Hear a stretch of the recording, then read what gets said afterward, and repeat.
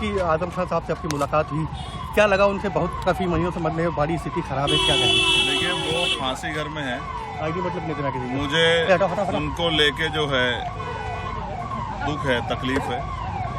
मैं बस उनको ये बताने के लिए यहाँ आया हूँ, उनके मेरे पारिवारिक रिश्ते हैं, वो मेरे बड़े भी हैं, कि सड़क से लेके संसद तक हम उनकी लड़ाई को लड़ेंगे, अकेला नहीं छोड़ेंगे। चंद्रशेखर आज़ाद दुख में, तकलीफ में किसी का हाथ नहीं छोड़ता है। जिसने मेरे लिए एक दिन भी कुछ किया है, मैं उस कर्ज को उतारूंगा। उन्होंने मेरा पूरे समय में साथ दिया है। जब मुझे गोली लगी मेरे पास गए।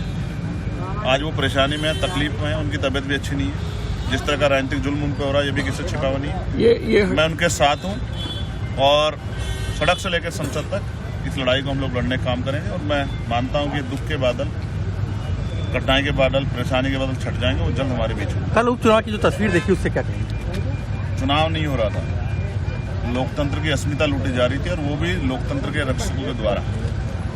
शायद इतिहास में पहले ऐसा नहीं हुआ होगा कि पुलिस वोट डालने से रोकने के लिए गोली का इस्तेमाल करने की बात करती है, पिस्टल लहराने की बात करती है, ये और बैरिकेडिंग लगते हैं गाँव में, पर्चियाँ छीन ली जाती है, पुलिस वोट करती है। जनता ने कल लोकतंत्र की हत्या अपनी खुली आंखों से देखी, और चुनाव आयोग ने बहुत देर बाद संज्ञान लिया। इस बात की मुझे तकलीफ है।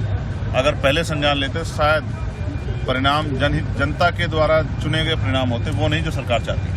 मुख्यमंत्री जी कटेंगे बटेंगे का बयान कर रहे हैं, उस पर क्या कहेंगे? क्योंकि ये बड़ा अच्छा नारा उन्होंने दिया, मैं मुख्यमंत्री जी का धन्यवाद करता हूँ। इसका विश्लेषण जब हमने किया चुनाव खत्म होने के बाद, तो हमें ये एहसास हुआ कि हम 6743 जातियों में सदियों से बटे हुए, इसी वजह से इस देश में आज भी रोटी रोजी और तमाम तरह के अधिकारों से वंचित हैं। हम 6743 जातियों को जोड़ने का काम करेंगे।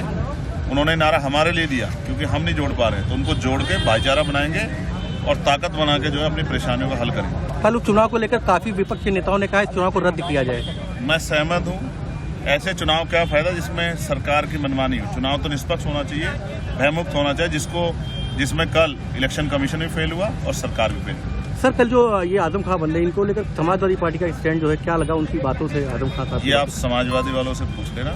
मैंने आपसे कहा कि मेरा पारिवारिक रिश्ता, मैं रिश्ते नहीं। क्या उनके फेस से आपने बताया था कि चोट लगी है? उनको आंखों में परेशानी है, और मुझे तकलीफ इस बात की है कि उनके इलाज की व्यवस्था भी सरकार और जेल प्रशासन नहीं करा रहा। Thank you.